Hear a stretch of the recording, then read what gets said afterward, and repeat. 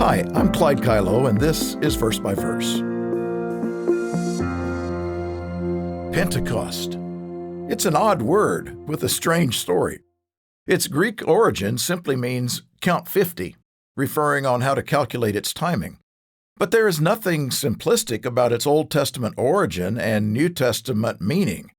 Together they reveal some of the deepest insights of God's work with humanity. Today, virtually all Christian denominations commemorate this holy day called Pentecost, claiming, for enhanced credibility, to trace their lineage back to that holy day in AD 31 that clearly marked the beginning of the church. We find it mentioned 3 times in the New Testament, the first being in Acts 2:1, which is today's verse. When the day of Pentecost had fully come, they were all with one accord in one place. Now, the chapter goes on to describe several fantastic miracles that occurred that day, and it led to many of those hearing Peter's sermon that day to be cut to the heart, it says, as they recognized the horrific consequences of their sins. Those who responded and repented and were baptized upon hearing Peter's words saw their lives dramatically change when they too received the Holy Spirit, as Christ had promised. That day's events literally altered the course of world history.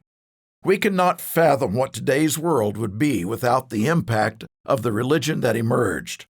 Even hardened skeptics are forced to admit something powerful happened.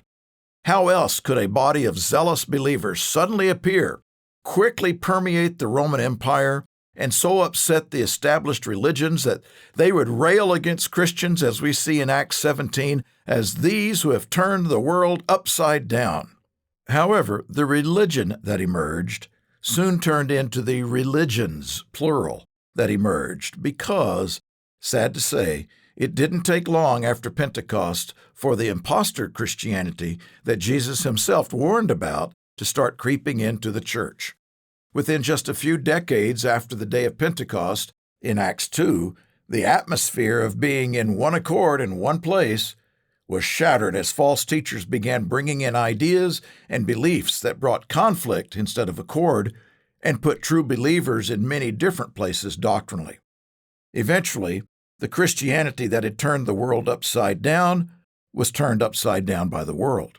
That's part of traditional Christianity's strange post-Pentecost story. It's akin to a switched at birth story, with the older Christianity not much resembling its infant counterpart. What happened?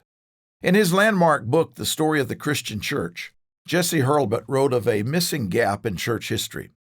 He wrote, "For 50 years after St. Paul's life, a curtain hangs over the church, through which we strive vainly to look.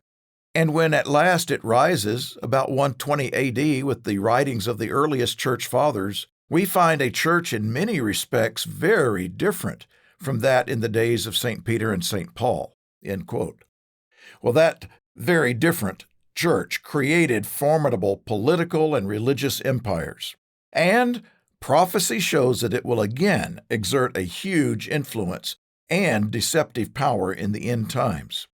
The Apostle Paul warned that before Christ returns, a man of sin will occupy a prestigious and powerful position in the world, identified as one who opposes and exalts himself above all that is called God or that is worshipped, so that he sits as God in the temple of God, showing himself that he is God.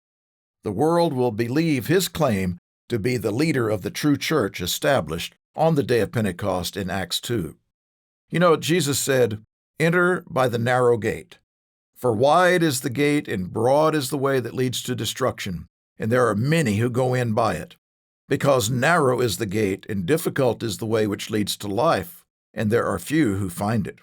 Are you desirous of finding the narrow way? And are you willing to walk in it? A great place to start is by discovering the original true meaning of Pentecost and the authenticity of the church that Jesus built. We offer a booklet that will help. It's titled, "Where is the Church Jesus Built?" You can find a link to download it in the show notes. Verse by Verse is a Life, Hope, and Truth podcast. Check out the show notes to find more free content, like videos, articles, and booklets in our Learning Center.